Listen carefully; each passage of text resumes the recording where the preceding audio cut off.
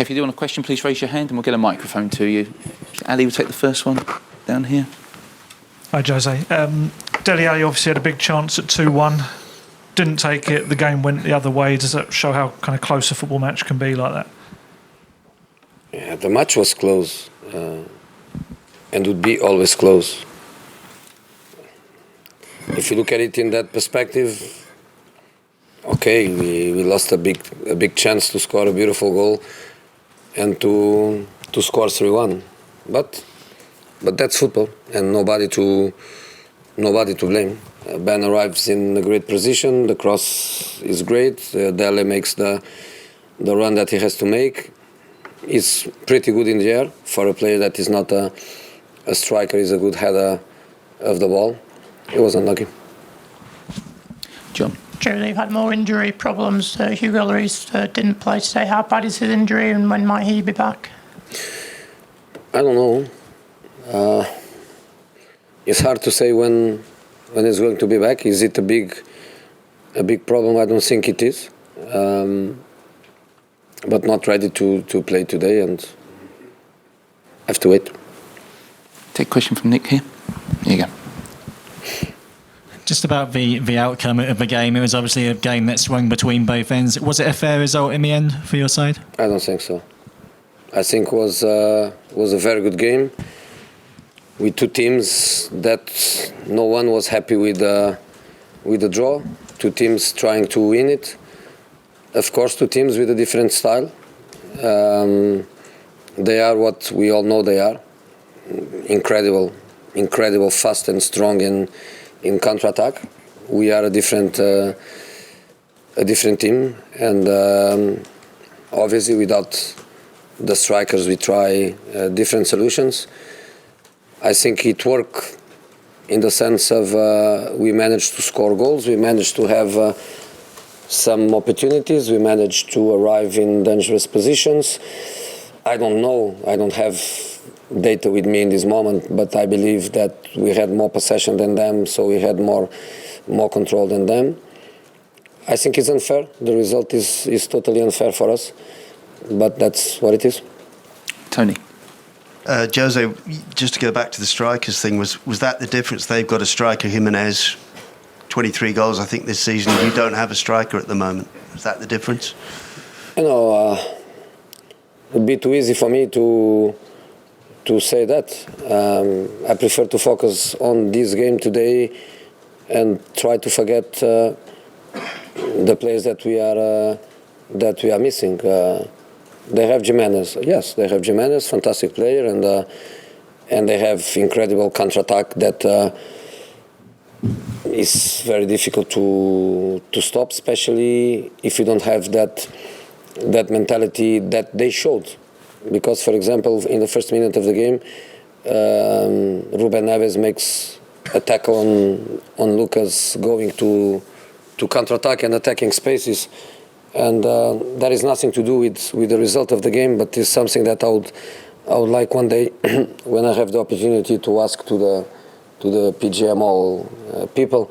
You know, the game is from the first to the last second, and what happened, I don't think the referees, they have to look to the watch. If there is a penalty on the first minute, it's a penalty. If there is a red card, it's a red card. If there is a yellow card, it's a yellow card.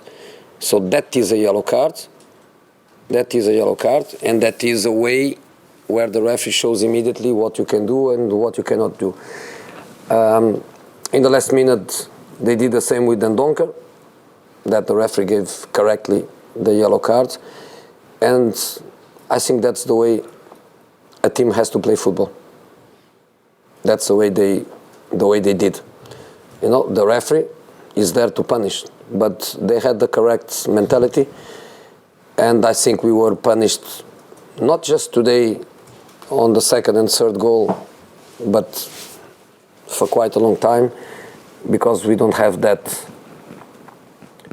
aggression, that ruthless. I think we are too good.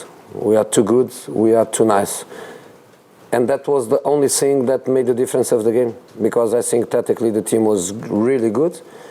I think Wolves was not expecting, and they were in trouble for periods of the game. We didn't have one single problem apart of Wolves' individual qualities. So it's difficult to cope with some individual qualities that they have. So I think unfair result, totally unfair result. But for the neutral, I think great game. Okay, we'll go. Sammy, we'll do one more after that. Jigo. Jose, when you arrived, there was such a big gap to close in terms of the top four. You've managed to close the gap twice now, but then you've how do you explain that? And that must be such a frustration. If I'm going to explain, I'm going to be repetitive. In this week, I use the words, we have to try to keep close. We have to try to keep close until the moment where we have possibly back a different power than we have. But you are right. It's frustration, not just for me, but also for the players. We recovered 11 points distance to the fourth. We were 12. We recovered. We went to 1, and then when we go to 1, everything changed for us. So it's frustrating. Yes, it's frustrating, but we have to keep fighting like we did today. I cannot complain with the players about their spirit, about their fighting. I cannot complain. I can complain about some psychological characteristics. That is something that is not easy to change. But I have nothing to complain with the players at all. I think the result is very unfair. Okay, Matt. Do you mind explaining your thinking with selection at the back? It's unusual for us not to see Toby or Jan, and it's the first time in a while Eric's played in defence. What was your thinking? Eric played very well.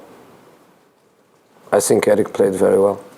So I think if Eric's performance was not as good as it was, I would understand questions and I would understand. But I think he was very, very good. The thinking was simple. The thinking was Davison and Tanganga are the two fastest centre defenders that we have.